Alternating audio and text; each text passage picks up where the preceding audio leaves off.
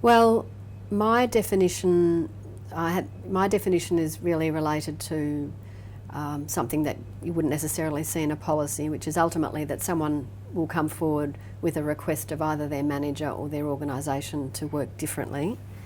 And that might be that they want to work less hours, or they might want to work in a different place at some point of the week or for all of the week. And they'll have all their reasons for wanting that. And then the organisation's ability to accept that request is that they need to be satisfied that the person's still carrying out the role they're required to carry out, that they're being remunerated appropriately, and that all the various supports are in place to make that arrangement work, and that the person's not going to take advantage of the situation.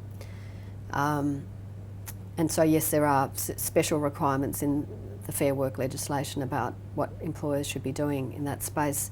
But really we're moving so much more now with the introduction of technology to a much more flexible mindset about how work can be carried out.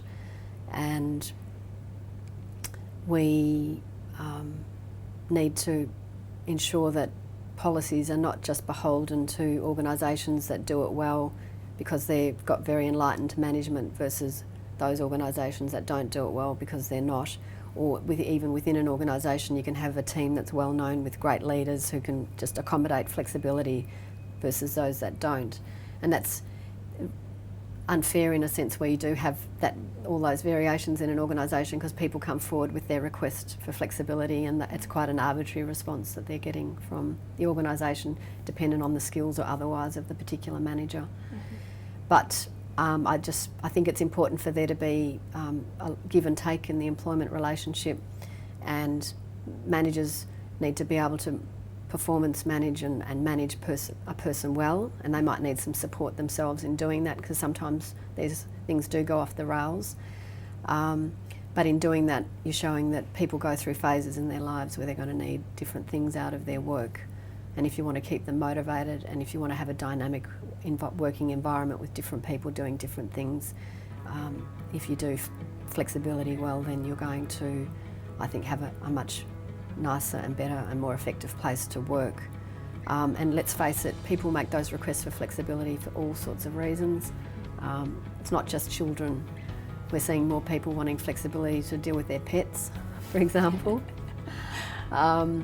Ageing parents is another group.